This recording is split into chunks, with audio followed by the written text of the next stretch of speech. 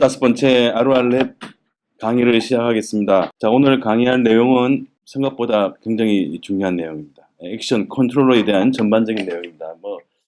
상세하게 깊이 들어가려면 한도 끝도 없는 거지만 레이즈 가이드에 있는 내용을 중심으로 해서 전체적인 이 컨트롤러의 기능, 컨트롤러는 어떤 역할을 하는지에 대한 전반적인 내용을 다루도록 하겠습니다. 내용이 상당히 또 많기도 하지만 중요한 부분을 제가 정리를 해서 말씀을 드리도록 하겠습니다. 레이즈는 철저하게 MVC 형태의 패턴으로 개발을 합니다. 그래서 MVC, 모델, 뷰, 컨트롤러 이렇게 되는데 오늘 이제 그 중에서 이제 컨트롤러에 대한 내용입니다. 컨트롤러는 웹 프로그램의 전반적인 컨트롤 타워 역할을 합니다.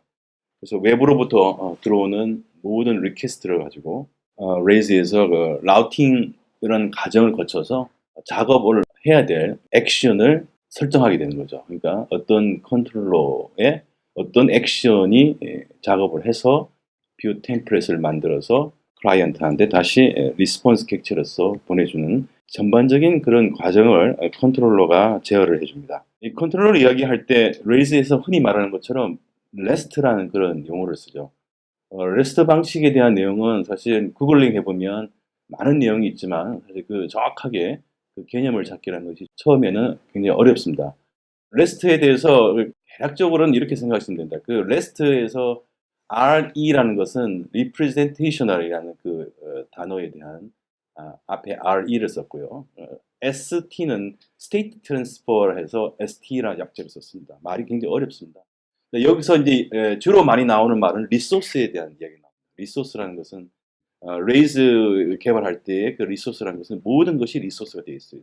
URL을 쳐서 어떤 그 사이트에 연결을 하게 될 때 쿼리 스트링에다가 파라미터를 넘기는 방식으로 해서 넘겨서 그 파라미터를 가지고 작업을 했는데 레스트 방식에서는 아주 눈에 띄는 차이란 것은 그 URL 세그멘트별로 의미 있는 단어들을 써서 그것들을 이제 서버에서 리퀘스트를 받게 되면은 그 리퀘스트 내용들 각각에 대해서 어떤 리소스와 연결을 하게 됩니다. 그래서 그 URL이란 말 그보다 조금 더 상위적인 개념에서 URI라는 말이 나오죠. 그래서 그 Uniform Resource Identifier로 해서 그 URI는 앞에 프로토콜 이름부터 해서 그다음에 URL, Uniform, 그다음에 Resource Locator 해서 도메인 이름, 그러니까 프로토콜과 도메인 이름 같이 포함하는 그런 거를 이제 URL이라고 하잖아요. 흔히 많이 쓰는 거.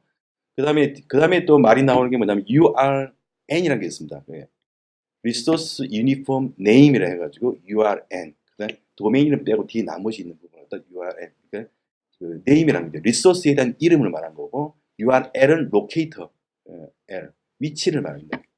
그래서 그걸 합쳐서 URI라고 그러죠.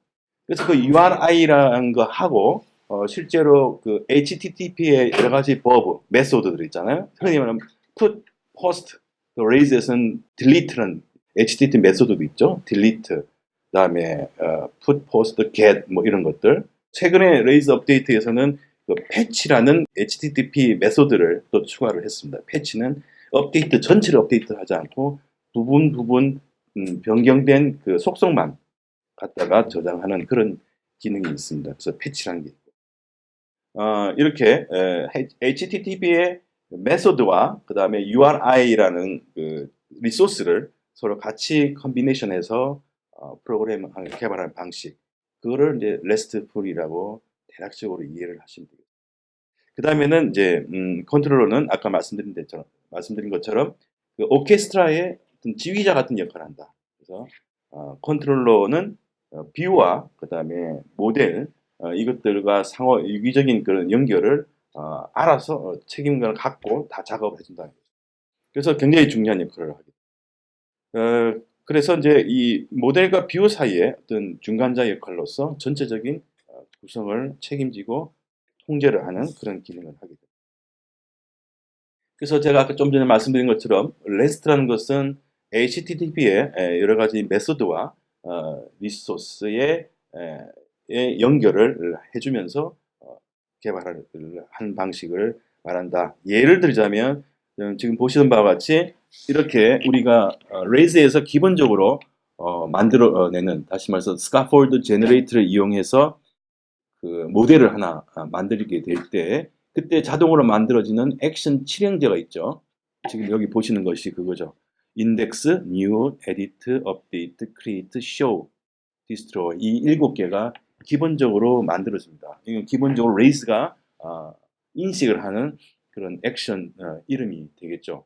그래서 여기 보시면은 이제 예를 들자면 이와 같이 이제 get 형태의 HTTP 메소드와 그 다음에 이와 같이 슬래시 다음에 books라는 리소스를 URI로 넘어오게 되면 이 get과 경로명을 가지고 레이즈의 라우팅에서 이거를 라우팅 테이블에 연결을 해줍니다. 그래서 이 주소로 들어온 리소스에 대해서 HTTP는 get으로 연결되어 있다. 그랬을 때 얘가 어떻게 인식을 하냐면 그러면 얘는 인덱스 액션을 갖다가 불러줘야겠다. 이렇게 생각하는 거죠. 그래서 이제 books에는 books라는 컨트롤러에 그 다음에 인덱스 액션에 가서 작업을 하게 된다는 거죠. 이러한 방식으로 HTTP의 메소드와 그다음에 URI를 서로 연결해서 개발하는 방식. 그게 이제 REST 방식이라고 이야기합니다. 그래서 URI 제가 설명드린 대로 이렇게 앞에 프로토콜 이름과 도메인 이름까지 이걸 갖다가 흔히 이제 URL이라고 이야기를 하고요. URL은 locate라는 그 약자입니다. 그 뒤에 나오는 이 나머지의 리소스의 이름을 유니폼 리소스 네임이라고 합니다. 그래서 우리가 흔히 그냥 URI라고 이야기하는 것은 URL과 URN을 합쳐서 이런 말이죠. 또 어떤 사람은 URI나 URL이나 그냥 비슷비슷하게 그냥 막 쓰기도 하는데 사실은 정확하게 쓰게 되면 URI와 URL은 이런 차이가 있다는 걸 알아두시면 도움이 됩니다. 그래서 제가 말씀드린 대로 외부로부터 어떤 URI에 대한 리퀘스트가 들어오게 되면 레이즈에서는 기본적으로 라우팅 작업을 하게 됩니다. 라우팅 작업은 어디서 우리가 할 수 있냐면은 레이즈 프로젝트 디렉토리에 보면 config에 routes.rb라는 라우팅 테이블이 있습니다. 그 routes.rb 파일에 있는 내용을 가지고 레이즈는 이제 지금과 같은 화면에 보신 바와 같이 라우팅 테이블을 만들어내는 거죠. 그래서 커맨드 라인에서 lake routes라고 해도 되고요. lake routes 한 다음에 컨트롤러 이름을 지정해 주게 되면은 특정 컨트롤러에 대한 라우팅 정보만 보여줍니다. 그냥 뒤에 컨트롤러 옵션을 지정하지 않으면은 전체 프로젝트의 전체 컨트롤러에 대한 라우팅 테이블을 보여주게 되는 거죠. 그래서 이제 여기서 북스 컨트롤러에 대한 라우팅 테이블을 보게 되면 맨 왼쪽에 보이는 것을 우리가 네임드 라우트랍니다. 네임드 라우트. 라우팅의 이름이죠. 이 네임드 라우트는 상당히 중요합니다. 예를 들어서 레이즈에서 패스나 URL 메소드가 있습니다. 그래서 그 URL 메소드 앞에 쓰는 것을 뭘 써야 되냐면 바로 이 네임드 라우트의 이름을 쓰고 그 뒤에 언더바에다가 패스 언더바 URL이라고 치게 되면 하나의 경로 메소드로서 이용을 할 수 있게 된다는 거죠. 그 다음에 오른쪽 컬럼에 보면 HTTP 버브가 있는 거죠. HTTP 메소드. 설명드린 바와 같이 get, post, 그다음에 put, delete 이런 메소드가 있죠. 그 다음에 이제 URI, 리소스에 대한 URI가 이렇게 연결이 됩니다. 그래서 이 URI와 이 HTTP 버브를 합친 그런 형태로 해서 외부로부터 이와 같은 리소스에 대한 네임과 로케이트가 들어오게 되면은 레이즈는 이 테이블에서 찾아보는 거죠. 지금 현재 get 형태로 지금 이런 형태의 URI가 정보가 들어왔다. 그러면 레이즈에서는 이 테이블을 보고 그러면은 북스 컨트롤러에 가서 인덱스 액션을 호출해야겠구나. 이렇게 생각을 합니다. 그래서 북스에서 인덱스 액션이 코드가 실행이 되고 그 결과가 요 인덱스 이름, 이 액션 이름과 동일한 형태의 뷰 템플릿 이름을 찾아가는 거죠. 그래서 index.html.erb 템플릿 파일을 불러와서 거기에서 렌더링한 결과를 가지고 결국 컨트롤러가 이놈을 리스폰스 객체에다가 담아가지고 렌더링 결과를 뿌려주게 된다. 그래서 오른쪽에 있는 거는 이제 컨트롤러의 액션스가 되는 거죠. 그래서 그냥 여러분들 흔히 그냥 이렇게 대충 보고 이게 뭐 이렇게 되는구나 하고 하지만 사실은 정확하게 이 컬럼별을 분류를 해보면 이렇게 분류를 할 수 있다는 거죠. 이건 이렇게 해놓은 거는 다른 데는 없어요. 그 제가 그냥 이렇게 제 나름대로 이렇게 하는 게 훨씬 도움이 되잖아요. 처음에 저는 이 테이블도 사실 제대로 이해를 못했죠. 옛날에는 왼쪽이 왜 이게 이빨이 빠져가지고 없는 것도 있고요. 이거 없는 것도 있어요. 이거 없는 건 또 뭐야? 뭐 이렇게 되고 없는 거는 위하고 아래가 똑같단 말이죠. 중복되는 걸 빼기 위해서. 그래서 북스 다음에 잘 보세요. 재밌습니다. 똑같은 URI로 들어오지만 HTTP 버브가 get이냐 HTTP 버브가 post냐에 따라서 named out는 똑같죠. 따라서 동작하는 액션이 달라진다는 겁니다. 그래서 요거를 잘 보시면 이게 이렇게 이해가 되는구나. 여러분이 알 수가 있죠. 또 보면은 똑같은 형태의 URI가 있습니다. 이와 같이 books/id가 다이나믹하게 주어지는 id가 이런 포맷으로 세 가지가 있습니다. 똑같은 URI지만 각각은 보시는 바와 같이 HTTP 버브가 다 다르죠. get, put, delete. 똑같이 named route 이름도 똑같습니다. pass underbar, book underbar pass 똑같습니다. 뒤에 보면은 액션이 다르죠. show, update, destroy. get이 show, put은 update, delete는 destroy. 액션과 연결이 된다. 이런 부분이 상당히 중요하다고 생각합니다. 그래서 이건 여러분 뭐 많이 보신 거지만은 전체적인 MVC의 개념은 이렇게 돼 있죠. 그래서 브라우저를 통해서 어떤 리퀘스트가 외부로 들어오게 되면은 이 컨트롤러가 중간에 교통 정리를 해준다는 거죠. 그래서 그 URI를 보고 어떤 위치에 어떤 자원을 가지고 작업을 해야겠구나라고 얘가 이제 판단을 하게 되죠. 그래서 때로는 데이터베이스로부터 데이터를 불러와서 뷰 템플에다가 그 결과를 집어넣고 그 다음에 렌더링해서 그 결과를 다시 클라이언트에다가 보내주는 그러한 개념으로 돼 있죠. 그래서 조금 더 상세하게 그림이 되어 있는 걸 제가 봤는데, 이 그림에서는 이제 클라이언트가 여기 있죠. 그래서 클라이언트가 서버로 리퀘스트를 URI를 통해서 보내주게 되죠.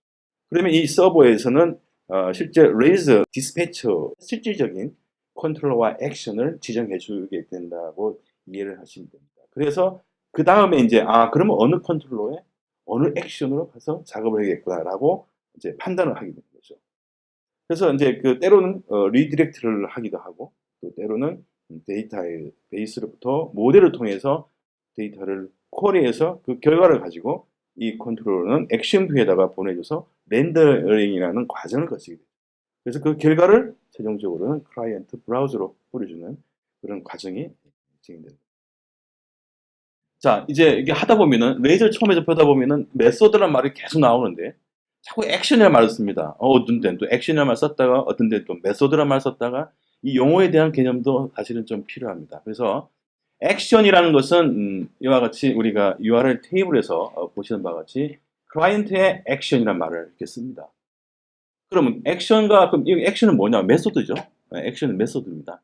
특히나 컨트롤러 내에 있는 정의되는 DEF, DEF로 해서 정의되는 많은 그 메소드 중에서도 특히 이와 같이 라우팅 테이블에서 연결되는, 매칭이 되는 그러한 퍼블릭 그 스코프의 메소드를 액션이라고 합니다.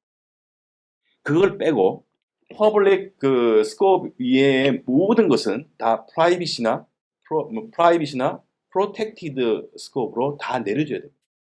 왜냐하면 그게 퍼블릭 모드로 되면 외부에서부터 다른 메소드를 접근을 할 수 있기 때문에 보안상에도 문제가 됩니다. 그래서 컨트롤러에 여러 가지 메소드가 정의되어 있지만 이렇게 라우팅으로 연결되는 그 메소드들은 다 디폴트가 퍼블릭이니까 퍼블릭으로 정의하고 그 나머지에 작업을 하기 위한 메소드를 정의할 때는 다 프라이빗 미스터로 빼줍니다. 이렇게 하는 게 원칙입니다. 이게 레이즈에서.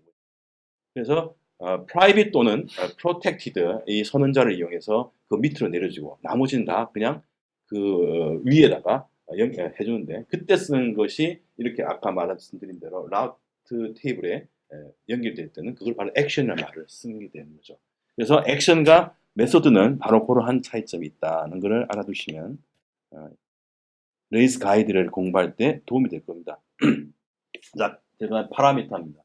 자, 레이스에서 뭐 일반적인 웹에서 그런 파라미터라는 것을 이제 가지고 작업을 하게 되는데 파라메타는 뭐죠? 그 유저들이 데이터를 서밋해서 넘어오는 데이터라든지, 그다음에 레이스 프로젝트 내에서 데이터를 서로 이제 보내주고 넘겨주고 받고 할 때 그때 이제 파라미터라는 걸 이용해서 쓰게 됩니다. 레이즈에서 파라미터는 두 가지 종류가 있죠. 여러분 아시지만 하나는 쿼리 스트링이라는 거 있고 포스트 데이터 두 가지가 있습니다. 쿼리 스트링은 제가 말씀드렸지만은 URI에서 물음표 다음에 더 있는 모든 것을 다 쿼리 스트링이라고 그러죠. 쿼리 스트링은 물음표 다음에 오는 모든 것이 쿼리 스트링입니다. 포스트 데이터는 폼 데이터죠. 폼에서 포스트 메소드를 이용해서 서미트 할 때 날아가는 그 모든 것을 포스트 데이터. 그래서 이 두 가지 형태의 데이터를 갖다 파람스 해시로 접근을 할 수 있습니다. 그런데 레이즈에서는 이 두 가지의 쿼리 스트링이냐 포스트 데이터냐를 구분하지 않습니다. 날라오게 되면 무조건 레이즈는 모두 다 파람스 해시에다가 다 집어넣습니다. 그래서 파람스 해시를 이용해서 파람스 해시의 키 값을 이용해서 파람스 데이터들을 다 쓸 수가 있죠. 그래서 근데 여기서 또 한 가지는 이제 그 라우팅 파라미터라는 용어가 또 나옵니다. 라우팅 파라미터. 라우팅 파라미터는 밑에 보시는 바와 같이 요거는 어디에 있는 거냐면 route.rb 파일에 우리가 매치를 이용해서 그 패스 라우트를 정의하는 거에 있습니다. 이러한 정의에서 보면 이 URI에서 이러한 형태로 오게 되면은 이거는 클라이언트 컨트롤러의 인덱스 액션으로 리소스를 보내주게 되는데 이때 이와 같이 foo라는 예를 들자면 이 키를에다가 값을 할당해 주게 되면은 이것이 바로 파람스의 foo 키로 해서 이 값을 쓸 수가 있다는 거죠. 이렇게 라우팅 상에서 우리가 추가하는 이러한 파라메타 키를 우리가 말할 때 이제 라우팅 파라미터스라는 용어를 씁니다. 또 때로는 이것이 상당히 필요합니다. 예를 들자면 뭐 특정 컨트롤러에 대해서 모든 액션에 어떤 키 값을 넘기고 싶을 때 그때다 이렇게 써줘도 되죠. 그렇게 이용할 수가 있다는 거죠. 또 이런 용도로 쓸 때 이것뿐만 아니라 별도의 또 그 디폴트 URL 옵션이라는 메소드를 이용하게 되면은 모든 특정 컨트롤러 아니면은 어플리케이션 전체 컨트롤러에 원하는 파라미터 키를 항상 붙게 해줄 수 있는 그런 기능도 있습니다. 나중에 소개해드릴게요. 자, 그러면 이제 파람스라는 것을 이제 이용해서 그 데이터를 작업을 할 때 이 파람스의 구조에 대해서는 지난번 강의에서도 설명을 드린 중복된 내용일 수도 있습니다. 파람스는 해시와 어레이 두 가지 구조로 사용할 수 있다고 말씀드렸죠. 그래서 먼저 쿼리 스트링에 대해서 파람스는 어떻게 이용하느냐에 대해서 설명을 드리면은 이와 같이 get 한 다음에 뒤에 그 파라미터 이름을 똑같은 이름을 반복해서 쓸 수가 있습니다. 레이즈에서는 반복된 키 값은 뭐로 한다 그랬죠? 배열 형태로 데이터 값을 나중에 찾아볼 수 있다고 제가 설명드렸습니다. 그러나 지금 보시는 바와 같이 이름 다음에 파라미터 이름 다음에 배열 기호를 쓰게 되면요, 그 뒤에 ID로 파람스 IDS로 키를 나중에 불러오게 되면 뭐가 되겠냐면은 배열 형태의 값이 날라옵니다. 그래서 지금 IDS 여기 보시면 IDS 1, IDS 배열에다가 2, IDS 배열에다가 3 이렇게 할당해 줘서 보내줬잖아요. 서버에서 이 IDS라는 키를 이용해서 값을 불러오게 되면요, 요 1, 2, 3이 배열 값으로 리턴이 돼요. 이와 같이. 그래서 파람스에서의 모든 데이터는요, 다 문자열이라는 것을, 스트링이라는 것을 다 알아두시고. 그래서 지금 이 똑같은 이름이라고 생각하면 돼요. 배열이라는 말을 떠나서 IDS 배열, IDS 배열, IDS 배열. 똑같은 이름의 다른 키 값을 반복해서 보내주게 되면은 그것을 다 배열 형태로 인식을 하게 됩니다. 이거는 쿼리 스트링입니다. 그 다음 포스트 데이터에 의해서 보면은 여러분 많이 보셨던 그런 그죠? 보면은 이러한 형태의 렌더링 폼 태그나 폼 4의 헬프 메소드를 이용해서 만들어지는 HTML 렌더링 결과를 보시면은 이와 같이 각 인풋에 대한 이름들이 규칙적으로 만들어집니다. 자, 클라이언트 이름 다음에 배열 기호를 썼고요. 배열 기호 안에다가 속성 이름을 쓰게 됩니다. 이렇게 이름 안에다가 배열 기호 안에다가 이름을 쓰게 되면은 이러한 형태는 결과적으로는 해시 형태로 바뀌어진다. 해시 형태로. 이건 중복됐죠? 클라이언트 어드레스 다음에 또 배열 기호 포스트 코드가 있다. 그러면은 이거는 클라이언트의 어드레스 해시로 가서 어드레스 해시 안에 포스트 코드라는 어트리뷰트를 속성을 접근할 수 있게 된다는 거죠. 자, 그러면 이때 파라미스 클라이언트라고 해주게 되면 어떻게 되겠습니까? 이러한 형태로 보인다. 자, 네임이 있죠? 그러니까 파라미스 클라이언트의 결과는 바로 name, phone, address. 그러나 address는 이름이 중복되면서 그 안에 또다시 속성 이름이 배열 기호 안에 키 이름으로 들어가게 되는 거죠. 그럼 address, 그 다음에 또 하나 중복된 그런 해시 구조로 가서 post, city 이런 형태로 간다. 그래서 레이즈에서 그 파람스를 어떤 식으로 작업을 하는지에 대한 설명이 됩니다. 또한 이제 때로는 제이슨이나 그다음에 XML 형태의 이 파라메타로 넘겨주는 경우가 필요할 때가 있죠. 예를 들어서 우리가 AJAX 쓸 때 제이슨 파일로 받아서 작업을 하는 경우도 흔히 우리가 보게 되는데 어쨌든 제이슨 형태라든지 그다음에 XML 데이터 형태라든지 이러한 형태로도 파람스를 보내줄 수 있단 말이죠. 파라미터를 보내줄 수 있단 말이죠. 그러나 레이즈는 또 공학계도 이런 제이슨 형태나 XML 형태로 보내주더라도 레이즈가 이 값을 가지고 작업할 때는 우리를 대신해서 바로 파람스 해시 구조에다가 자동으로 집어넣어줍니다.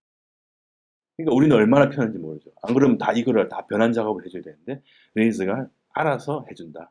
그래서 보시는 바와 같이 제이슨 형태, 제이슨이라는 것은 아시겠지만 자바스크립트의 그 오브젝트, 객체를 디스플레이하는 데이터 형태이죠. 자바스크립트 하시는 분은 아시겠지만은 자바스크립트의 객체를 디스플레이하는 그 문법을 이용해서 표기하는 데이터 구조, 그거를 제이슨이라고 그러죠. 그래서 자바스크립트 오브젝트 노테이션이라고 아마 이게 그 풀네임이 이렇게 될 겁니다. 그래서 제이슨 형태로 보게 되면 상당히 해시 구조 형태하고 비슷하게 되어 있습니다. 비슷하게 되어 있죠. 그래서 이제 최근에 루비 1.9로 들어오면서 이 해시 디스플레이하는 방법이 이 제이슨하고 비슷해졌어요. 자바스크립트의 데이터 객체 표시법하고 거의 똑같잖아요. 그러나 차이는 있죠. 차이가 있는 게 루비에서는 요 앞에다가 요 따옴표가 없죠. 문자에 따옴표가 없이 콜론 쓰고 그 다음에 값을 주죠. 요게 약간 차이가 있는 거죠. 똑같은 것 같은데 좀 차이가 있습니다. 자, 그 다음에 이렇게 되면은 레이즈가 이렇게 컴퍼니라는 파람스 키로 불러오게 되면은 이와 같이 자동으로 바꿔준다는 거예요. 너무나 고마운 일이죠. 자, 아까 제가 말씀드렸지만은 전체적인 URL을 가지고 이제 제어를 하고 싶을 때가 있습니다. 어플리케이션 단위로 아니면 특정 컨트롤러 단위로 어떤 URL의 옵션을 가지고 작업을 할 필요가 있죠. 그때 우리가 전체적인 프로젝트 전체에 걸친 디폴트 파라미터를 지정할 수 있다는 거죠. 그 방법은 두 가지 방법으로 생각할 수 있습니다. 윗단에 있는 코드와 아랫단에 있는 코드에서 보시면은 차이가 있죠. 하나는 어플리케이션 컨트롤러, 또 하나는 특정 그 리소스에 대한 컨트롤러. 여기서는 이제 포스트 컨트롤러 되겠죠. 이 두 가지 또 보시면은 이 포스트 컨트롤러는 어플리케이션 컨트롤러부터 상속을 받게 되죠. 어쨌든 이렇게 제가 구분하는 것은 뭐냐면 바로 이 어플리케이션 컨트롤러 안에다가 이 디폴트 URL 옵션이라는 것을 정의를 해주게 되면 이거는 오버라이딩 하는 겁니다. 그래서 여기다 정의를 해주면 그 리턴되는 것은 해시 형태로 반드시 리턴을 해줘야 됩니다. 이렇게만 해주게 되면 자동으로 내가 추가하지 않아도 로케일이라는 파라미터 키가 URL 창에 딱 붙게 됩니다. 자동으로. 그렇기 때문에 항상 우리가 액션에서 작업을 하고 렌더링하는 결과를 그 템플릿에서 작업을 할 때 바로 그 키 값을 자동으로 쓸 수 있게 되는 결론이죠. 굉장히 편리한 거죠.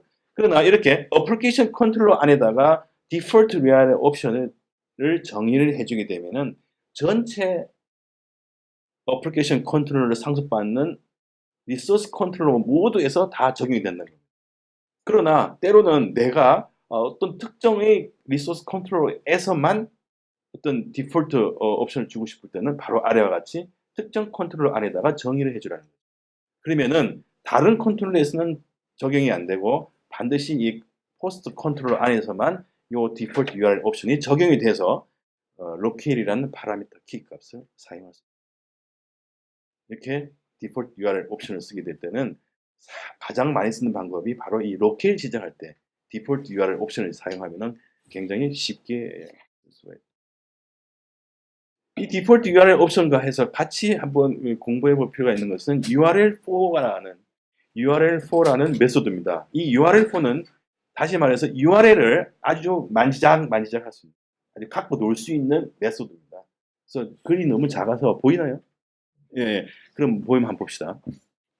그래서 이 URL 옵션을 URL 메소드에다가 이렇게 액션 이름을 인덱스라 정해주면요. 바로 아래와 같이 블로그. 이 URL4는요. 일단은 컨트롤러가 블로그 이름의 컨트롤러 안에서 쓸 때를 이야기하는 겁니다. 그래서 이 컨트롤러가 생성이 돼도 이 블로그 컨트롤러의 인덱스를 이와 같이 리턴해 주게 되는 겁니다. 이거는 뭘 봅니까? 라우팅 테이블을 보고 이렇게 작업을 해준다. 자, 여기서 블로그는 컨트롤 이름입니다. 단수직으로 쓴 것은 임의로 블로그라고 자기가 정의를 했기 때문에 컨트롤 이름을 블로그로 해준 거고, 자, 우리가 일반적으로 생각할 때 books 컨트롤러에 대해서는 box를 쓰죠. books에서 find 메소드를 호출하게 되는데 이것은 액션이죠. 메소드가 아니죠. 그래서 URL4에다가 액션을 find를 쓰고요. 컨트롤러를 books로 쓰게 되면 이렇게 리턴을 해주게 돼요. 이런 식으로 URL을 작업을 해주게 되는데 이 URL4를 이용해서 아까 이런 디폴트 URL 옵션을 쓰는 것처럼 그 파라미터 키를 얼마든지 가지고 작업을 할 수 있다는 거죠. 그래서 여러 가지 사용 예를 이렇게 설명해 주는데 시간 나실 때 한번 보시면은 상당히 도움이 됩니다. 그래서 URL4를 가지고 여러 가지 URL에 대한 작업할 때 이 URL4를 잊지 마시고 찾아보시기 바랍니다. 자, 다음은 세션에 대한 얘기입니다. 세션 여러분 잘 아시죠? 세션이 뭔가를 잘 아실 겁니다. 자, 세션은 일단은 컨트롤러에서 주로 사용하는 세션이죠. 컨트롤러에서 세션을 사용해야 되는데 세션을 쓰는 이유는 여러분 아신 바와 같이 웹의 특성상 스테이트가 유지가 되지 않다는 거예요. 그래서 스테이트리스를 갖다가 스테이트풀하게 만든다. 그러기 위해서 세션이라는 것을 쓰게 됩니다.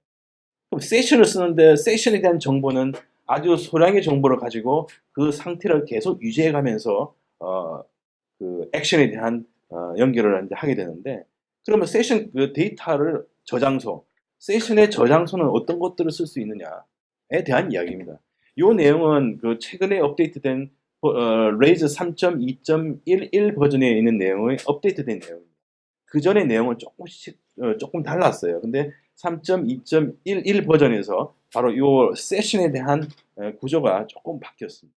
그것은 바로 액티브 레코드 스토어라는 것이 새로 만들어졌습니다. 그래서 이게 약간 그전에는 달랐는데 위야 이렇게 쿠키 스토어, 캐시 스토어, 메인 캐시 스토어의 어떤 일관성을 위해서 이 위치를 바꿔준 것 같아요. 액티브 레코드 스토어라고 이름을 붙였습니다. 자, 쿠키 스토어는 여러분 딱 이름 보시면서 직관적으로 알 수 있죠.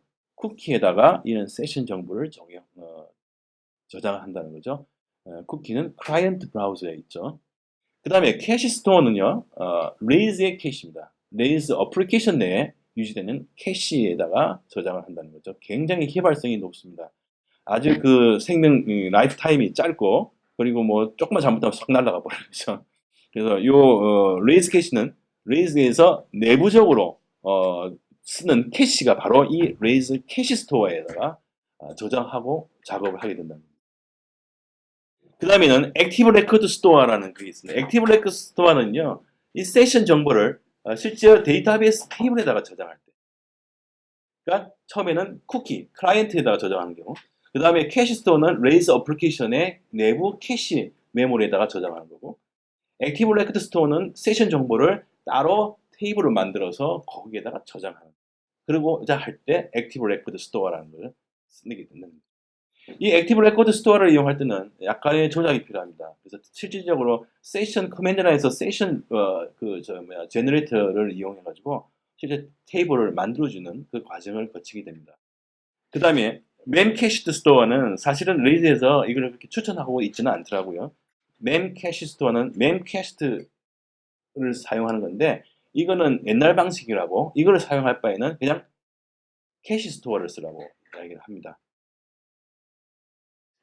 자, 그러면은 이제 이 세션을 어떻게 어떤 저장소를 이용해서 세션을 쓰는가에 대해서 설명을 드렸고요. 다음에는 그러면 세션을 어떻게 그럼 실질적으로 코딩상에서 쓸 수 있느냐는 거죠. 세션에 대한 키 값을 우리가 쓰기 위해서는 사실 세션은 lazily loaded 된다고 설명할 수 있습니다. 이게 말하면 세션을 호출하지 않으면 그냥 그 상태로 호출이 안 돼요. 안 쓰면 그냥 그뿐이야. 그냥. 그리고 세션에다가 nil 값을 그냥 할당해주면 그 세션 값은 없어지는 거죠. 세션은 좀 그렇습니다. 세션이 쓰지 않으면은 메모리상에 로드가 안 되는 거죠. 세션은 굉장히 그런 개념을 가지고 있습니다. 그래서 실제로 세션을 이제 어떻게 쓰느냐? 자, 여기 코드를 보시면은요, 로그인스라는 컨트롤 내에 create의 액션이 정의되어 있습니다. create 메소드가 정의되어 있는데 여기에 보시면 바로 이렇게 있습니다. 세션 다음에 해시 키 값으로 이런 식으로 할당을 해줍니다. 이 키 값은 누가 정하느냐? 내가 정하는. 개발자가 원하는 키를 써주면 됩니다. 세션 키. 그래서 여기에 유저 아이디를 할당해 주겠다. 그 다음에 리디렉트 루트로 가겠다. 이렇게 되는 거죠. 그러면 이제 세션 키 값 제가 미리 말씀드렸지만 사용하지 않고 세션 키를 제거할 때는 어떻게 하느냐? 그냥 심플하게 nil을 할당해 주면 끝 된다는 거예요. 끝이죠. 그냥 nil만 할당해 주면 이 current user ID 세션 키는 그냥 사라져 버린다는 거예요. 그 다음에 여기 보면 이제 reset session이라는 메소드도 있습니다. reset session은 세션 정보를 딱 리세팅 해준다는 거예요. 자, 다음 세션에 스페셜한 경우로서 프레시라는 게 있습니다. 이름이 프레시고 재밌습니다. 프레시는 우리 사진 찍을 때 있는 프레시 아시죠? 한번 깜빡 해버리면 끝나는 거예요. 그걸로 깜빡. 근데 프레시도 구분하자면은 세션의 종류로 들어갑니다. 그러니까 쉽게 말하면 특수한 세션을 프레시라는데 프레시도 이와 같이 해시 구조를 가지게 됩니다. 해시 형태로 작업을 하게 됩니다. 그래서 제가 그냥 디스포저블 세션이라는 용어를 썼습니다. 디스포저블은 번역하면 일회용이죠. 일회용 세션이라고 생각하시면 됩니다. 자, 프레시는요. 프레시에 대한 데이터는 next request에서만 한 번만 딱 쓴다는 거예요. 그게 프레시입니다. 예를 들어서 어떤 그 작업을 한 다음에 알람 기능이라든지 알람 메시지라든지 에러에 대한 디스플레이를 프레시를 이용해서 작업을 해주면은 굉장히 쉽게 쓰고 또 실제로 레이즈에서 스카폴드를 이용해서 만들어지는 MVC 코드를 보면은 프레시를 이용을 많이 하죠.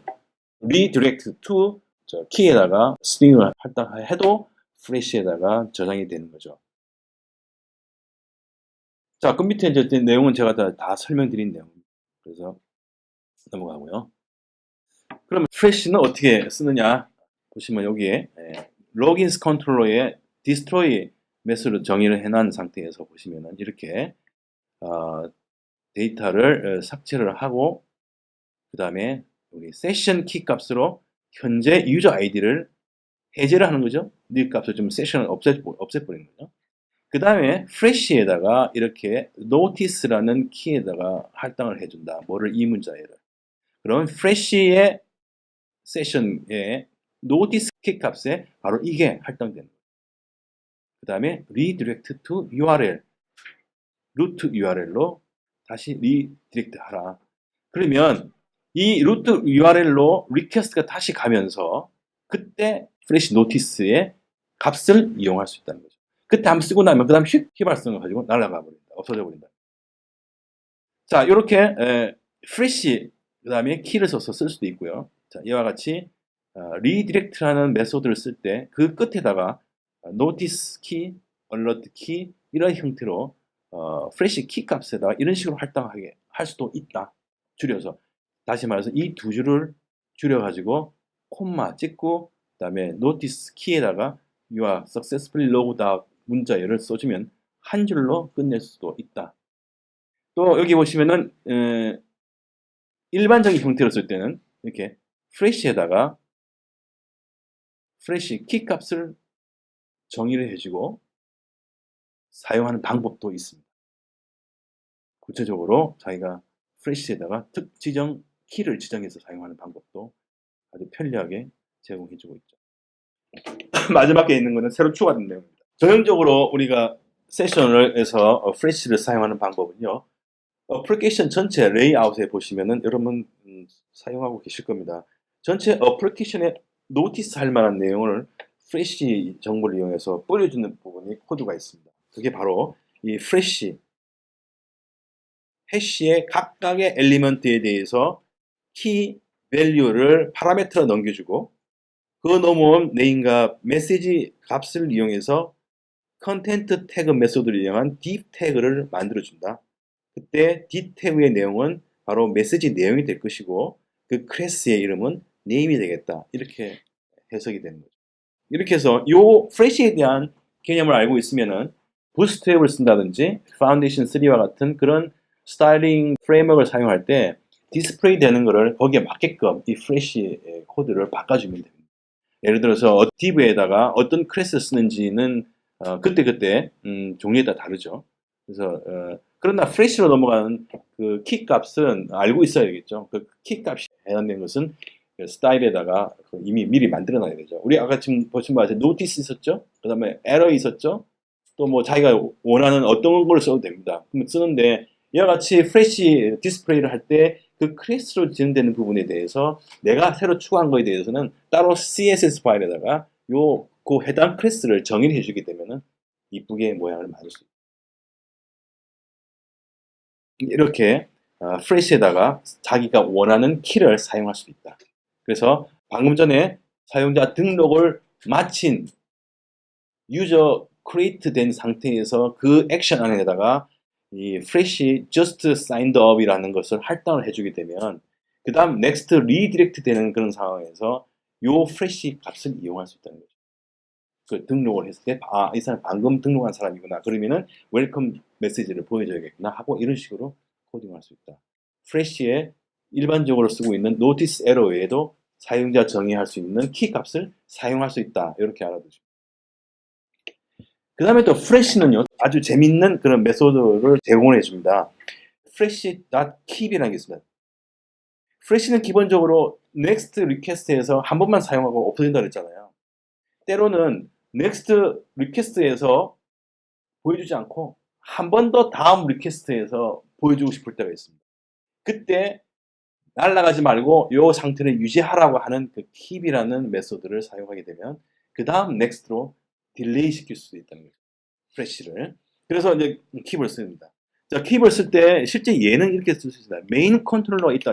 예를 들었을 때 메인 컨트롤러의 인덱스 액션을 렌더링해서 보여주는 이 메소드에서 안에 프레시 keep이라는 걸 쓰게 될 때 이때 컨트롤러의 인덱스 액션이 호출될 때 그때 쓸 수 있는 프레시 키 값을 없애지 말고 유지하라고 하는 그 상태가 되는 거죠. 왜 유지하느냐?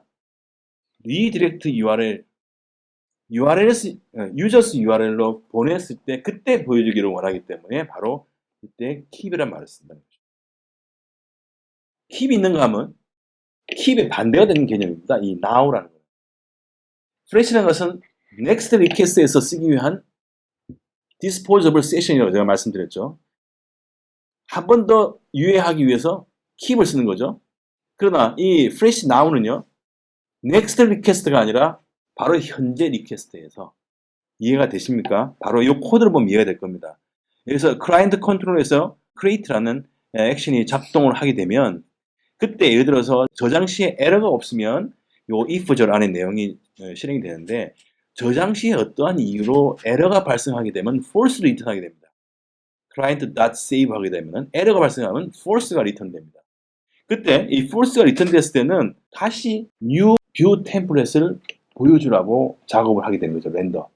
그때 그 에러 메시지가 바로 now로 해주게 되면 현재 만들어진 프레시 결과 정보를 next로 보내지 않고 바로 그 자리에서 보여주게 된다. 그러니까 개념적으로 이해를 하시면 됩니다. now는 바로 이 순간에. 다음에 일반적으로 프레시에 대한 용법은 request, next request. 그 다음에 한 번 더 유효하고 싶을 때는 keep이라는 걸 쓰게 된다는 거죠. 다음 쿠키입니다. 쿠키는 여러분 뭐 다 알고 있는 그런 내용이죠. 근데 쿠키는 약간 세션하고는 조금 더 추가적인 기능을 가질 수 있죠. 사실은 세션에서의 특정 데이터를 계속 유지하기 위해서 세션 쓰는데 쿠키의 용도는 세션 간에도 쓸 수 있는 또 그런 또 장점이 있죠. 그래서 물론 리퀘스트 간에 계속 그 스테이트를 유지할 수 있지만 쿠키는 또 세션 사이의 연결도 쿠키로 이용해서 할 수 있다는 거죠. 왜?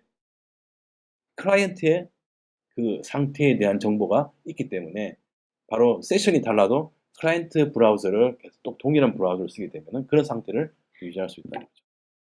그래서 쿠키도 사실은 세션을 쓰는 거하고 거의 똑같이 쓰면 됩니다. 자, 보시면 여기는 이제 커맨드 컨트롤러고 여기에는 new 그다음에 create 액션이 정의되어 있죠.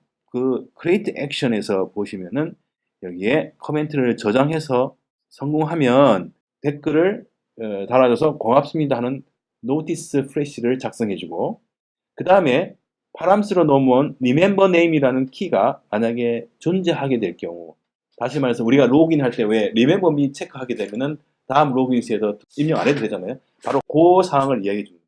그래서 remember name이 체크된 상태 다시요 파라미터로 넘어오게 되면 쿠키에다가 comment name이라는 키를 지정해서 그 코멘트를 작성한 사람의 이름을 여기다 쿠키에다가 할당을 해줍니다. 그러면 그 다음번에 로그인할 때도 클라이언트에 쿠키 값이 있죠. remember me는 쿠키가 있단 말이에요. 그럼 그 쿠키 값을 불러와서 쓸 수가 있다는 거예요. 그래서 그 용도로 쿠키에다가 comment name이라고 해서 키를 할당한 다음에 값을 지정해주면 그 리퀘스트한 브라우저 쿠키에 바로 이 comment name이라는 쿠키가 생성이 됩니다. 만약에 remember me가 할당 값이 없다. remember me 체크를 하지 않으면 어떻게 되느냐면은 바로 이 쿠키의 comment name이라는 것을 delete 해버리라.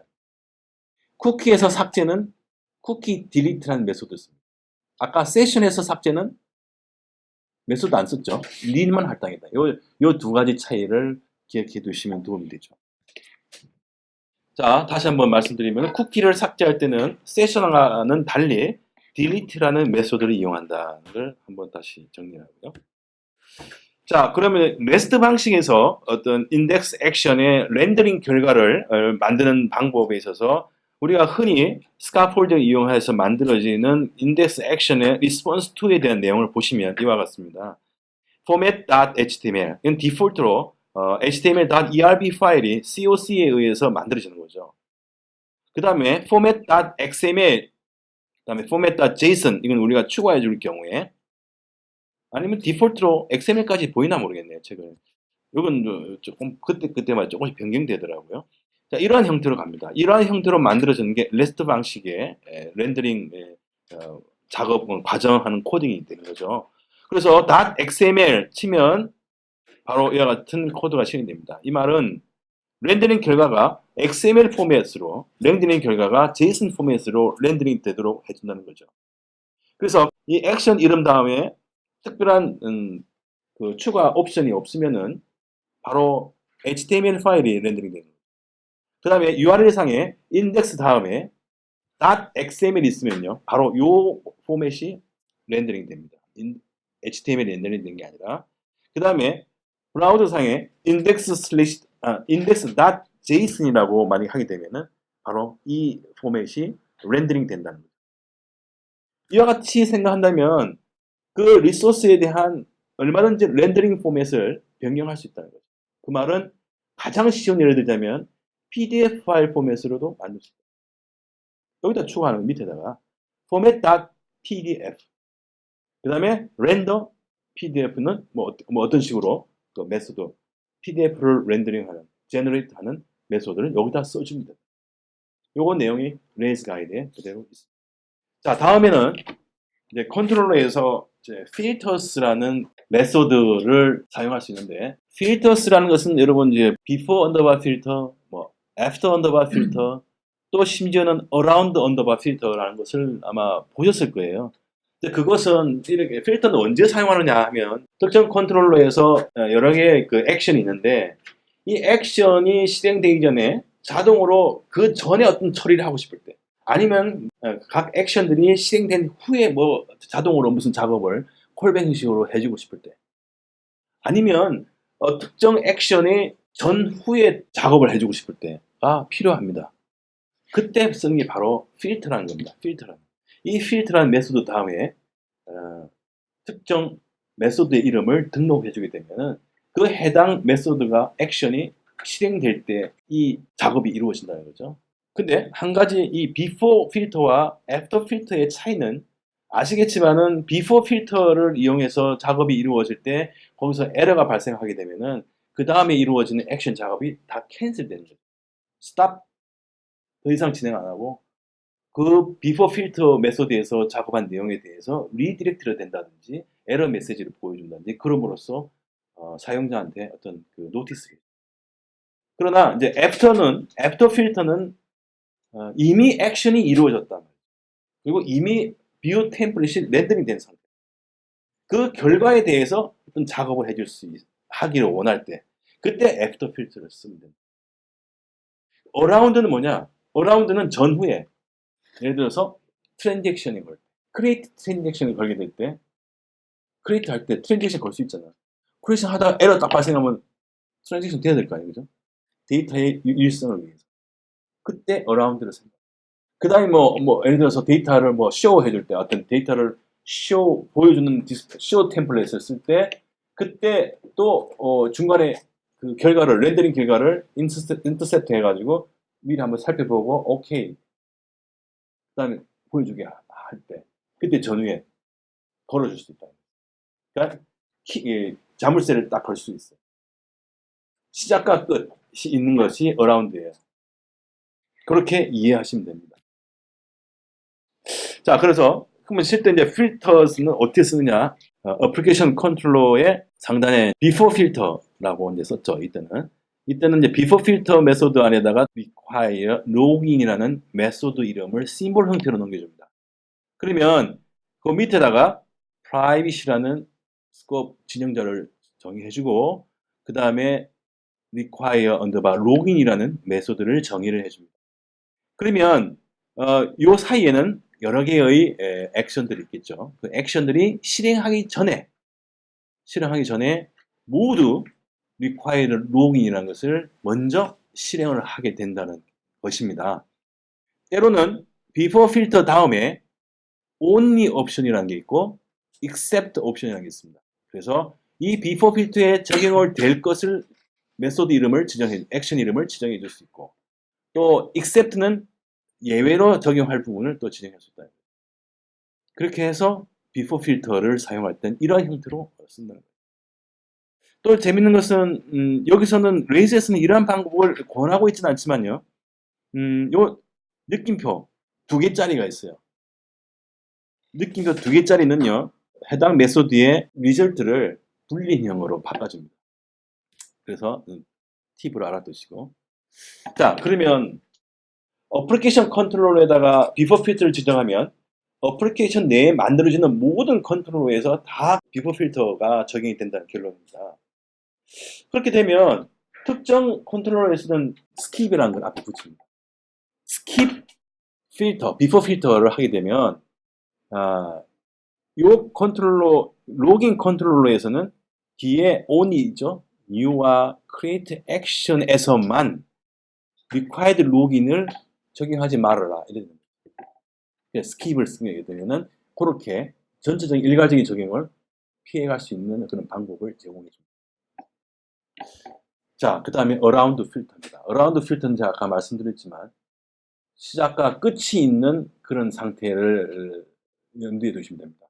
그래서 액션의 전과 후를 다 모니터링 하면서 그 중간에 이루어지는 모든 작업에 대해서 그 상태에 따라서 어떤 작업을 하고자 할 때 그때 around filter라는 걸 쓰게 됩니다. 자, 여기에서 지금 예로 든 것은 around filter 그 다음에 정의한 wrap in transaction이라는 그 메소드 이름이 있습니다. 이거는 show action에서만 적용하라고 되어 있는데 요 밑에 정의된 내용 보시면 wrap in transaction에서 정의된 것을 보시면은 이렇게 돼 있죠. 바로 transaction 두 블록 안에다가 yield라는 걸 썼습니다. yield. 그 yield라는 것은 뭐냐면 액션의 결과를 갖다가 만들어주는 그런 명령입니다. 여기서는. 그래서 예를 들어서 only show잖아요. 그러면 show action에서 만들어지는 렌더링 결과를 여기서 한번 걸러줍니다. 그래서 트랜잭션 그 사이에다가 걸어놨기 때문에 그때 show를 렌더링 할 때 에러가 발생하면 레코드가 뭐 없다든지 뭐 어떤 에러가 발생하게 되면 그때는 뭐 롤백 시켜버려요. 네, 그러한 그 로직을 구현할 때 효과적으로 사용할 수 있다. 자, 그럼 필터는 실제 작성하는 방법은 세 가지로 생각해 볼 수 있습니다. 지금까지 메소드 형태로 만들었죠. 첫 번째, private scope의 메소드를 만들어서 아주 쉽게 적용합니다. 그 다음에 블록 형태로 바로 지정하고, 그 다음에 클래스를 새로 만들어서 하는 방법. 그래서 블록으로 지정할 때는 이런 형태로 합니다. before filter, 메소드 형태는 메소드 이름을 symbol 형태로 보여줬죠.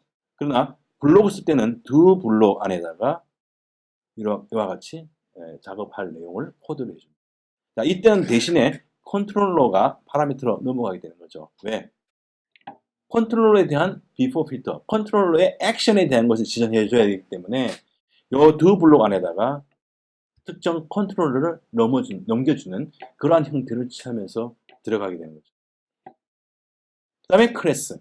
클래스로 지정하는 것은 이와 같이 특정 컨트롤러 외에 필터 전용의 클래스를 새로 만들어줍니다. 그래서 거기에다가 셀프 필터 이런 형태로 만들게 되면은 별도의 클래스를 만들어서 필터를 적용하는 그런 방법이 됩니다. 자, CSRF, Cross Site Request Forgery. 상당히 이제 레이즈에서 시큐리티에 관련돼서 그 신경 많이 쓰고 있다는 걸 알려주는 거죠. 특정 사이트에서 다른 사이트에 그 유저를 둔갑해서 들어가가지고 해킹 작업을 하는 그런 걸 말합니다. 마치 그 사이트에 정식 유저인 양 들어가서 작업을 해서 파괴해버리는 거 아니에요. 그래서 사이트 리퀘스트 포저리를 그러면 방지하기 위한 방법은 뭐냐? 여기 두 번째 아이템으로 제가 이제 기술해 놓은 것은 non-get request. 그러니까 get을 빼고 왜 non-get이냐면 get은 토큰이 자동으로 안 만들어집니다. 레이즈에서. get을 뺀 나머지는 토큰이 만들어집니다. 해킹을 방지하기 위한 토큰이 만들어집니다. 그래서 non-get 방식의 리퀘스트를 하는 것으로서는 액션이 create가 있죠. update 있죠. destroy. 이 세 가지는 non-get 방식이죠. create는 HTTP 메소드가 post죠. 그 다음에 update는 push죠. 그 다음에 destroy는 delete죠. 이렇게 HTTP 메소드가 각각 매칭이 되어 있습니다. non-get 리퀘스트를 쓰면은 바로 토큰이 자동적으로 만들어지기 때문에 먼저 그런 방식을 쓰라. 하지만 이 내용만 알고 있으면 이건 자동으로 레이즈가 알아서 해줍니다. 별도로 자기가 새로 만들 때 그때는 이제 이러한 부분을 염두에 두고 하라는 거죠. 그러나 이제 이렇게 non-get 리퀘스트를 쓴다 하더라도 또 취약점은 발견될 수 있다는 거죠. 해킹이 뭐 별 방법을 다 동원해서 해킹할 수 있는 거죠. 해킹을 당할 수는 없는 거죠. 의도적인 해킹을 한다면 뭐. 자, 그래서 여기 보시면은 그 폼 헬퍼, 폼 4라든지 폼 태그라든지 여기에 레이즈가 자동으로 HTML 태그를 렌더링 해줄 때 추가해 준다고 했었죠. 지난번 강의에서도 말씀드렸지만 윗단에 있는 코드 내용을 보시면 우리가 모델 오브젝트와 연결해 쓰는 form4라는 메소드에서 먼저 처음에 모델 오브젝트를 넘겨주고요. 그 다음에 form4에 대한 빌드 핸들러를 두 블록의 파라미터로서 넘겨주게 되겠습니다. 이때 텍스트 필드, 메소드를 써가지고 유저와 패스워드를 입력받는 그러한 코드를 작성한 예죠. 그럼 이것이 결국 HTML로 렌더링 될 때 그 결과를 보시면 이와 같이 재밌게도 히든 타입의 authenticity token이라는 그런 값이 만들어집니다. 여기에 토큰 밸류가 이렇게 레이즈가 알아서 만들어집니다. 자동으로 레이즈가 우리를 대신해서 바로 이런 크로스 사이트 리퀘스트 포저리를 방지하기 위한 그런 토큰을 자동으로 만들어준다 하는 것을 알고 계십니다. 그러면 자동으로 만들어주지 못하는 경우, 예를 들어서 우리가 흔히 AJAX 콜을 해서 많이 사용할 텐데, 그때 이런 해킹을 방지하기 위해서 form underbar authenticity underbar token이라는 메소드를 뷰 템플에다 정의를 해주게 되면 그때 토큰을 우리가 직접 만들어줄 수도 있다는 거죠. 그래서 폼4를 쓸 때는 레이즈가 알아서 만들어주고, 우리가 별도의 AJAX 콜을 할 때 그때 form underbar authenticity 토큰을 사용하게 되면 우리가 매뉴얼리 추가해 줄 수 있다. 자, 다음은 이제 우리가 리퀘스트를 하고 그 다음에 리퀘스트한 결과에 대해서 응답 내용을 만들어서 결국 리스폰스 객체에다가 담아서 보내주게 되는 과정이 있죠. 그때 우리가 리퀘스트 된 내용과 그 다음에 리스폰스를 보내는 내용들을 각각 우리가 내용을 그 데이터들을 우리가 작업해 줄 수가 있다는 거죠.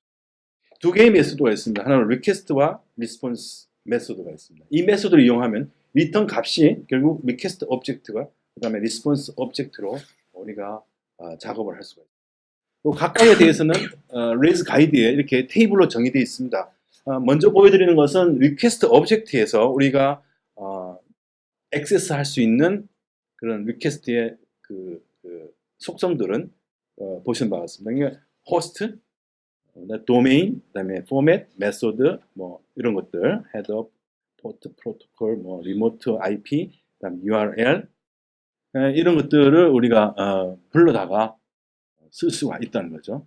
여기 도메인이 보면은 여기에 TLD라는 게 있죠. TLD. 여러분 TLD가 뭔지 아시죠? TLD는요. 제가 찾아보니까 탑 레벨 도메인입니다.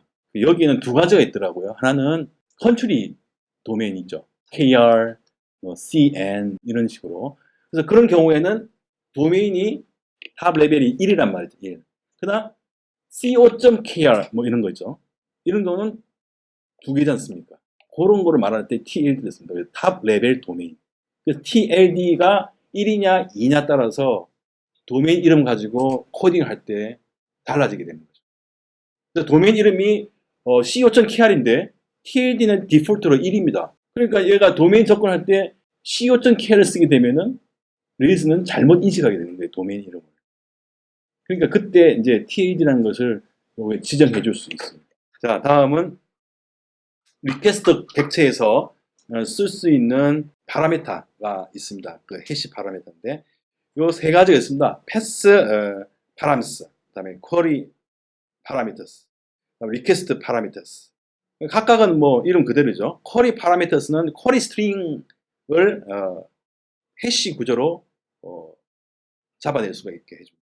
리퀘스트 파라미터는 포스트 데이터, 폼에서 포스트로 해서 보내주는 데이터에 대해서 각각 해시 형태로 값을 볼 수 있게 해줍니다.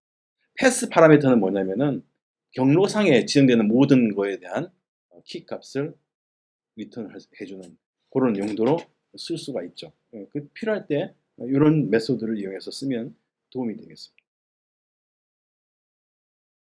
자, 그 리퀘스트 객체가 있죠. 그 다음에 여기서는 이제 리스폰스 객체가 있습니다. 리스폰스 객체에서 우리가 사용할 수 있는 속성들로서는 body가 있죠. body, status, location, content type, character type, headers. body는 리턴되는 그 내용들에 대한 body 값이죠. 자, 이런 것들을 이용해서 쓸 수 있고요. 리스폰스 객체는 언제 쓰느냐? 아까 말씀드렸지만은 애프터 필터를 쓰게 되면 액션이 실행되고 만들어지는 뷰 템플릿에 대해서 작업을 할 수가 있죠. 그때 이제 리스폰스 오브젝트를 이용하게 되면은 결과로 만들어지는 결과물에 대한 내용을 가지고 작업을 또 할 수도 있는 할 수가 있다는 거죠. 그래서 이와 같이 리스폰스 헤더 뭐 이런 식으로 지정해 주세요. 각각에 대해서 이런 식으로 지정해 줍니다. 자, 다음에는 이제 HTTP에서 기본적으로 그 브라우저에서 제공하는 기본적인 그런 HTTP 인증이 있습니다. 우리 여러분 많이 보시지만 이제 이렇게 브라우저 상에서 이와 같은 어떤 오센티케이션을 위한 다이로그 창이 뜨는 거 많이 보셨잖아요. 이게 모든 브라우저에서 다 지원합니다. 그래서 이거를 HTTP의 Basic Authentication이라는데 이런 형태를 레이즈에서는 아주 쉽게 할 수가 있습니다. 여기 두 가지가 있죠. 하나는 Basic Authentication이고요. 또 다른 하나는 Digest Authentication입니다. Basic Authentication은 찾아보니까 베이스 64 인코딩을 이용한다고 그러고요. 다이제스트는 MD5 인코딩을 이용한다고 합니다. 이 두 가지를 쓰는 조금 문법상의 차이가 좀 있습니다. 자, 먼저 베이직 오센티케이션은요, 이와 같이 씁니다. 컨트롤러 내에다가 이렇게 HTTP Basic Authenticate with 하고 이름과 패스워드를 이렇게 지정해 주게 되면은 아까와 같은 요런 화면이 자동으로 뜨게 된다. 되게 이렇게 하는 거는 관리자 페이지에서 관리자가 자기가 쓰기 위해서 할 때 아주 손쉽게 구현하면 참 도움이 될 것 같아요. 그 다음에는 다이제스트 오센티케이션은 아까 설명드린 대로 그 MD5 인코딩을 이용해서 하는데 이 방법은 조금 문법이 다르죠. 아까는 HTTP Basic Authenticate with라고 이런 메소드를 쓰는데 여기에서는 Authenticate or Request with HTTP Digest 이런 메소드가 상당히 깁니다. 이 메소드를 쓰게 되고 이 블록 안에다가 이런 식으로 해주는데 여기서는 재밌는 것은 이 블록 안에다가 유저 네임을 입력해 주면요 여기서는 여기에 해당되는 암호를 리턴해 주면 돼요. 요걸 지정해 주면 똑같이 그런 화면이 뜨는 것 같아요. 단지 이제 그 다이제스트를 이용해서 그 패스워드를 이제 인코딩 하는 방법을 아까 베이직하고 다이제스트에서는 달랐잖아요. 그죠? 베이스 64를 썼고 베이직은 그다음에 이 다이제스트는 MD5 인코딩 썼 차이. 보안상의 어떤 정도를 저희가 쓰면 되고. 자, 실제로 제가 이제 그 테스트를 해보니까 그 브라우저 거를 이용하잖아요. 그때 사파리 브라우저에서의 뭔가가 제대로 지금 연결이 안 되는 것 같아요. 그런데 베이직은 잘 돼요. 다이제스트 오센티케이션만 이 사파리에서 안 되더라고요. 에러가 나더라고요. 그래서 여러분 에러 나더라도 알아두시라고 제가 저의 경험을 제가 설명드린 거예요. 자, 다음은 지난 시간에는 파일 업로드에 대한 거를 강의했는데 이번에는 이제 파일 다운로드에 대한 파일 다운로드는 레이즈에서 기본적으로 두 가지 메소드로 지원해줍니다. 하나는 send underbar data, 또 하나는 send underbar file 두 가지입니다. 그럼 두 가지 메소드의 차이는 뭐냐면 send underbar data는 액션에서 만들어지는 그 데이터들을 보내줄 때 다운로드 받거나 이럴 때 send data 메소드를 쓰고요. 그 다음에 send file은 디렉토리에 있는 파일을 보내줄 때 만들어져 있는 파일을 보내줄 때 그때 send underbar file을 씁니다. 그래서 이 두 가지 차이점은 바로 그거고요. 지금 여기 보여드리는 거는 send underbar data를 이용하는 거죠. 그 다이내믹하게 만들어지는 리절트 결과를 이렇게 send data를 이용해서 자기가 원하는 포맷으로 보내줄 수 있다는 거예요. 자, 여기 보여드리는 얘는요, PDF 파일로 만들어준 겁니다. 아까 제가 어떤 REST 방식으로 렌더링 하는 방법을 설명드린 중에 제가 PDF 파일 형태로 말씀드렸던 그 내용이 바로 이 내용. 자, 여기서 레이즈에서는 이제 PDF 파일로 렌더링 결과를 보내기 위해서는요, 아주 유명한 프론이라는 잼이 있습니다. 프론은 뜻이 새우입니다. 그래서 프론 페이지에 들어가면은 새우가 한 마리 오른쪽에 그려져 있어요. 그래서 저게 새우란 뜻이구나 찾아보니까. 그래서 프론 잼을 이용하게 되면 바로 우리는 PDF 파일로 렌더링 할 수가 있는데 그 방법은 여기 이제 레이스 가이드에 설명되어 있는 내용입니다. 어떤 식으로 구현을 하냐면은 여기에 이 하나의 그 메소드를 만듭니다.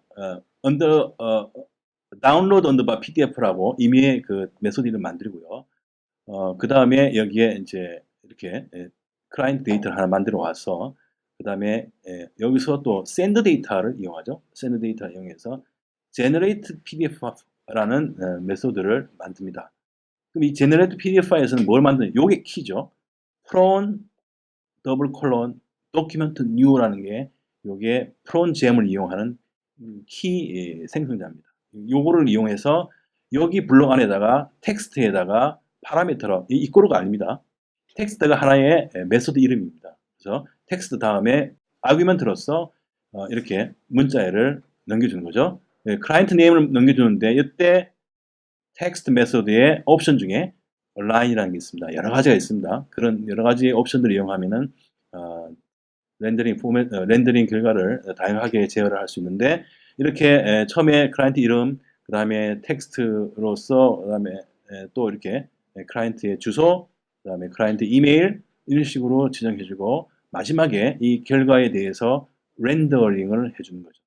그러면 그 결과가 바로 일로 넘어가게 되는데 그때 이때 지정할 수 있는 send 데이터의 옵션으로서는 file type disposition 이렇게 있습니다. 여기서 재밌는 것은 disposition의 옵션을 쓰면 이때 attachment를 쓰게 되면은 이게 attach 파일로 다운로드가 되고요. 그 다음에 여기다 inline을 쓰게 되면 브라우저에서 그 내용이 보여지게 되는 거죠. 그래서 PDF 파일을 여기서 inline을 쓰게 되면 클릭하게 되면 브라우저상에서 PDF 파일이 보이게 되고 attachment를 입력하게 되면은 클릭하면 바로 다운로드 방식으로 받게 되는 그런 결과로. 그래서 상당히 이 PDF 파일 포매팅은 레이즈 가이드에서는 영수증 처리할 때 많이 쓰죠. 그 내용에 대해서 언급이 되어 있습니다. 그 다음에는 이제 send 파일이 된 겁니다. send 파일은 뭐 여기 보시는 바와 같이 레이즈 디렉토리에 있는 이미 만들어진 파일을 보낼 때 그때 이러한 형태로서 보내주면 되는 거죠. 그래서 다운로드 PDF 파일 메소드를 만들어 가지고 이 안에다 이 내용을 보내주면은 그렇게 어렵지는 않습니다. 이렇게 해서 그래서 이 PDF 파일을 만들어 가지고 하는 거 아주 실전적인 스크린캐스트가 레이즈캐스트의 153번 에피소드에 아주 잘 설명되어 있습니다. 그 내용을 보시면 실전에서 써도 전혀 문제가 없는 그런 형태로 작성을 할 수가 있어요. 여기에 리바이즈 버전이라서 유료 사용자들만 볼 수 있어서 그게 좀 안타깝지만 레이스를 하시는 분이라면 유료 등록해서 보셔도 좋습니다. 자, 여기에서는 이제 뭘 설명해 드리려면은 아까 말씀드린 레스트 형태로 렌더링 결과의 포맷을 지정하는 방법에 대해서 설명드립니다. 자, 여기서 이제 똑같은 내용인데 여기 response to에다가 format.pdf로 지정하고 거기에서 PDF 렌더링을 generate를 이용하라 이렇게 이제 되는 거죠. 내용은 똑같고요. 이런 식으로 하게 되면은 제대로 됩니다. 여기서는 한 가지 이제 한글을 출력할 때는 인코딩을 지정해 줘야 됩니다. 인코딩을 이제 UTF-8로 인코딩 지정해 줘야 되는데 거기에 대해서는 제가 구글링 해봤는데 잘 모르겠어요. 아마 분명히 방법이 있는데 내가 잘 설명을 못 해요. 이거를 한글을 입력해서 이대로 하면은 한글이 다 없어집니다. 파일 이름. 내용, PDF 자체에 대해서. 그러니까 PDF에 인코딩을 해주는 방법이 있어요.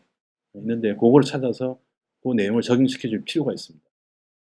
그래서 이렇게 하게 되면은 얼마든지 이렇게 해주면 우리가 예를 들어서 1번 레코드에 대해서 show/1번 되어 있을 때 그때 .pdf를 치게 되면은 바로 요 PDF 포맷 파일이 렌더링 돼서 결과를 보여준다. 그런 형태로. 그 다음에는 PDF 파일로 렌더링 할 때는요, PDF 파일에 대한 컨텐트 타입을 MIME 타입이라죠. MIME 타입을 등록해 줘야 됩니다. 그거는 이제 config initialize에 보면은 MIME types라는 파일이 있습니다. 여기에 이와 같이 등록을 해주게 되면 되는데 최근 버전에는 이게 아마 자체 내장되어 있는 것 같아요. 이렇게 추가하고 제가 서버를 실행하니까 이미 지정됐다고 나오더라고요. 그래서 이걸 빼버리니까 제대로 되더라고요. 그러니까 아마 최근 버전과 옛날 버전이 이게 좀 추가된 것 같아요. 엔진 자체에. 그래서 그것도 좀 제가 테스트를 해봤었고요. 그 다음에 필터스에 대한 겁니다. 되게 이제 레이스 콘솔에서 레이스 프로그램이 실행될 때 레이스 콘솔 화면을 보면은 뷰가 렌더링 되는 과정에서 모든 컨트롤러의 이름과 액션이 실행되는 결과들이 쫙 다 보이잖아요, 콘솔에서. 그런데 예를 들어서 암호 같은 경우에는 암호를 입력해 놓은 것이 콘솔 창에 보이면 안 되니까 보안을 위해서 보이고 싶지 않을 때 그때는 콘솔로 로그인되는 그 속성에 대해서 필터를 걸어주는 그래서 보여지게 됐던 암호 부분에 보면 여러분 필터드라고 브래킷으로 해가지고 보이는 경우가 있습니다. 바로 그것이 바로 config slash application rb 파일에 바로 이와 같이 자기가 파라미터에 필터를 걸고 싶은 항목에 대해서 심볼 형태로 여기다 추가해 주면 됩니다. 지금은 기본적으로 패스워드가 속성이 이렇게 필터링 되게끔 지정이 되어 있을 겁니다. 이렇게 해서 필터링도 할 수 있다, 파라미터를. 자, 그 다음에 레스큐에 대한 겁니다. 그 레스큐는 이제 레이스 어플리케이션에서 에러를 조금 더 세밀하게 제어를 하고 싶을 때 레스큐 프롬을 씁니다. 레스큐 언더바 프롬을 쓰게 되면 만약에 예를 들어서 서버 단위에서 발생하는 예외 흔히는 404 그 다음에 500 이 두 개의 그 에러가 많이 잡히고 또 그 에러가 예외가 발생하면 브라우저상에 그냥 404 에러, 500 에러. 사실 클라이언트 입장, 유저 입장에서 그런 게 뜨게 되면 상당히 그 웹의 퀄리티를 우습게 보게 되는 거죠. 근데 그런 것까지 세밀하게 제어를 해줄 때 그때 이제 레스큐 언더바 프롬을 쓰게 되면은 더 이제 완성도가 높은 웹 어플리케이션을 개발할 수 있지 않을까 그런 생각이 듭니다. 방법은 이렇습니다. 방법은 레스큐 언더바 from이라는 메소드를 쓰면서 아규먼트로서 이렇게 user not authorize라는 예외를 여기다 지정해주고 이 예외는요 우리가 지정하기 나름이죠. 그 예외는 어디서 만들었냐면은 바로 여기에 check authorization에다가 예외를 발생시킵니다. 여기서 이렇게 해서 user not authorized 라고 예외를 발생시켜 버리고 그럼 요거를 이용해서 여기다 넘겨주게 됩니다. 그러면은 예를 들어서 이제 클라이언트 컨트롤러에서 그 사람의 이제 인증을 하는 과정에 있어서 모든 클라이언트 컨트롤러에 있는 모든 액션에 대해서는 먼저 인증이 필요한 거죠. 이 방식대로 하면 그때 인증하는 체크 오서라이제이션을 구현할 때 그때 바로 이 한 줄을 써주게 되면은 인증이 잘 안 됐을 때 인증이 안 됐을 때는 바로 이 예외를 갖다가 정의를 해주는 거죠. user not authorized라고 해주면 이것이 유저 모델의 예외 코드로서 등록이 됩니다. 그러면 이때 이렇게 rescue from을 갖다가 여기다 지정해 줄 때 그 유저 모델에 대한 예외 항목을 여기다 지정을 해줍니다. 그러면 인증 체크를 했을 때 예외를 일부러 발생시키고 그 일부러 발생된 예외에 대해서 바로 처리해 주는 것이 rescue underbar from이라는 거죠. 그런 식으로 사용할 수 있습니다. 그러면 실제로 디스플레이는 바로 user not authorized라는 사용자 정의 definition을 메소드를 정의해주고 여기에서 그거에 대한 자세한 제어를 해주면 된다는 거죠. 예외를 일부러 만들어주고 발생시키고 그 예외에 대한 처리를 바로 이 with 옵션 다음에 메소드로서 구현해주면 된다는 거죠. 이런 방식으로 rescue underbar from을 이용해서 에러를 좀 더 세밀하게 제어를 할 수 있다는 거죠. 그 다음에는 뭐 때로는 HTTPS를 이용해서 사용할 때도 이제 이렇게 각 해당 컨트롤에 대해서 force underbar SSL을 하면은 강제로 HTTPS 프로토콜을 사용할 수 있게 해줍니다. 근데 이런 것이 하나 둘 컨트롤로 늘어나서 전체 다 해야겠다 하면 아예 config 파일에다가 이렇게 config.force underbar SSL true를 해줘버리면요 그 사이트는 아예 처음부터 HTTPS 프로토콜을 사용할 수 있습니다.